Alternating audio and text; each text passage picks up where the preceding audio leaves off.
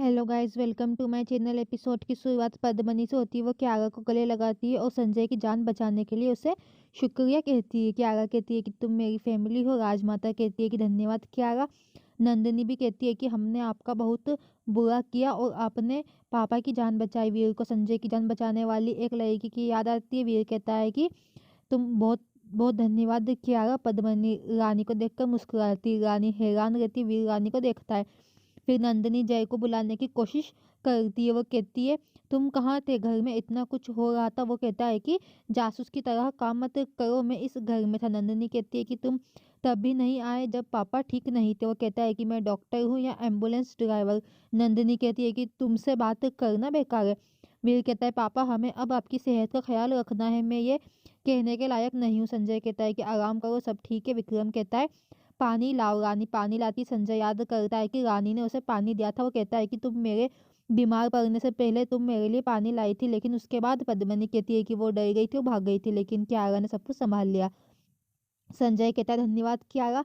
क्यारा कहती है कि तुम मेरे लिए फैमिली हो। राजमाता कहती है कि मुझे संजय से बात करनी है। विक्रम क्यारा से कहता है कि क्या तुम सीपीआर का फुल फॉर्म जानती हो। वो चली जाती है। राजमाता कहती है कि मैंने सोचा था कि तुम मेरा ख्याल रखोगे, लेकिन तुमने मुझे इतना बड़ा झटका दिया। वो कहता है कि आई एम सॉरी राजमाता। राजमाता कहती नहीं, राजेश्वरी ने जो कहा उसे संजय याद करता है। राजमाता कहती है कि वो वहाँ क्या हुआ, उसने क्या कहा। राजेश्वरी कहती है कि कुछ नहीं हुआ, हमने अभी बात की। राजमाता कहती है कि मुझे खुशी है कि आप अपने रिश्ते का सम्मान करते हैं, लेकिन मेरे बेटे को कुछ भी हो जाए तो मैं बर्दाश्त नहीं करूंगी। संजय कहता है चिंता मत कर। रानी याद करती है कि कैसे पद्मनी ने झूठ बोला था। उसके सामने वीर आ जाता है। वीर कहता है कि मैं तुमसे बात करना चाहता हूँ। मेरे पापा की तबीयत क्या आपके गाँव का राज नहीं है जो आप सबको बता रही थी। तुम भागी, तुमने उनकी मदद नहीं की क्योंकि तुम्हारे पापा मेरी वजह से जेल में है।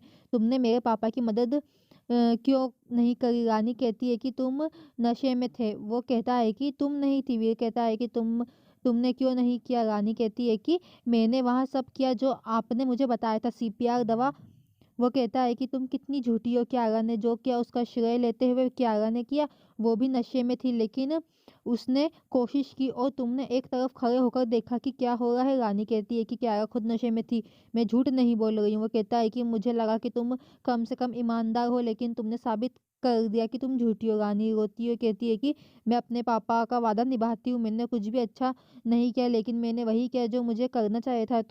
इतने बड़े इंसान हो, डॉक्टर बनकर लोगों की जान बचाते हो, मैंने भी ऐसा ही किया। बाकी आप जो चाहे उस पर विश्वास कर सकते हैं। पद्मिनी ये सुनती है। वीर कहता है कि इस नाटक को बंद करो, तुम मेरे जीवन में एक अभिशाप हो। रानी सा ने घर छोड़ दिया, पापा की तबीयत ठीक नहीं है और क्यारा बहुत आहत है, मुझे तुमसे बहुत नफरत है। वो फिर चला जाता है। पद्मिनी रानी के पास आती है और कहती है कि देखो मैंने कहानी कैसे बदली और तुमने सच नहीं कहा, तुम डर गई। रानी कहती है कि मैंने आपकी बात रखी और आपकी उम्र का सम्मान किया। राजमाता ने मुझसे कहा था कि मेहमानों का अपमान नहीं करना चाहिए। मैं तुम्हारे झूठ से तुम्हारा अपमान कर सकती थी, इससे कोई फर्क नहीं पड़ता कि किसने बचाया, वो ठीक है, मेरे लिए बस यही मायने रखता है। रानी चली जाती। पद्मिनी कहती है कि मैंने तुम्हें जाने की अनुमति नहीं दी, अपना चेहरा देखो, इतना अच्छा काम मत करो, ये सब तुम्हारी वजह से हो रहा है। वीर तुम्हारी वजह से नशे में था, तुम मुझे आईना मत दिखाओ, खुद देख लो।